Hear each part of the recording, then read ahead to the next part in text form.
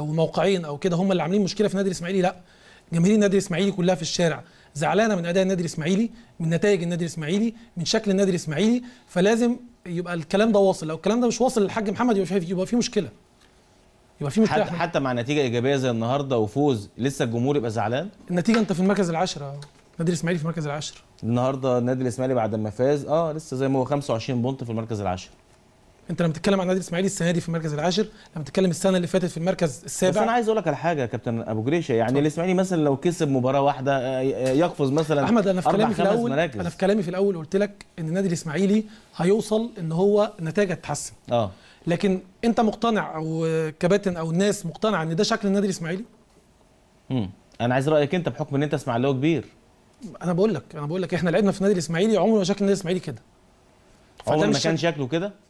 الفتره اللي من اول اخر بالظبط من اول ما ابتدى النادي الاسماعيلي يفرط في لعيبته، ابتدى يفرط في لعيبه النادي الاسماعيلي اللي هي بتبقى من ولاد النادي الاسماعيلي، ابتدى عدم الاهتمام بقطاع الناشئين، ابتدى تحصل مشاكل دلوقتي. لازم النادي الاسماعيلي يرجع تاني، او سياسات مجالس ادارات النادي الاسماعيلي لازم ترجع تاني ان هي تهتم بقطاع الناشئين، لان قطاع الناشئين هو اللي بيدي دفعه للنادي الاسماعيلي ان هو يهتم بانه يبقى فيه لعيبه في النادي الاسماعيلي من ولاد النادي الاسماعيلي، لان لعيبه ولاد النادي الاسماعيلي هم اللي بيعرفوا يلموا ويشيلوا.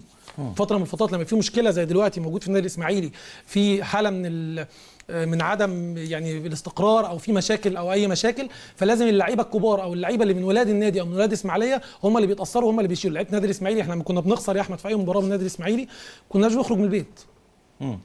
دلوقتي انت اللعيبه بتبقى كتير من بره اسماعيليه فعادي، فالامور بتبقى عادي. هو كابتن بوحس لو بصيت على التشكيل كام لعيب من دول من ناشئين النادي الاسماعيلي؟ في يعني كتير. عمر الوحش واحد، محمود متولي اثنين، عواد ثلاثة، وكابتن الفريق النهارده محمود المتولي. محمود متولي عنده لسه منتخب اولمبي. يعني منتخب اولمبي. يعني احنا بنتكلم في 3 4 لعيبه ما كانتش دي عادات الدراويش. ثلاثة الاسماعيلي الاسماعيلي بتتكلم في 9 مثلا 8 متوسط و2 3 من بره.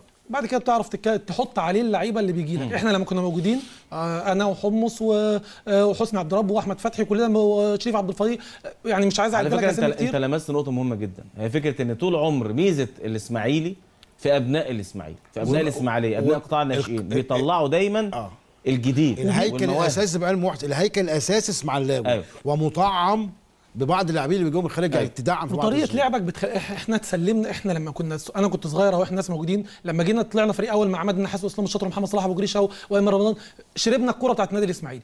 الجيل بيسلم جيل. احنا لما جينا كنا موجودين، جه معانا عمر جمال وجه معانا فضل جت الناس دي كلها شربت اللعب اللي احنا بنلعبه. دلوقتي الناس اللي موجوده، اللعيبه اللي موجوده دي بس مش عايزين نحملها، بس اللعيبه دي برده مظلومه الى حد ما.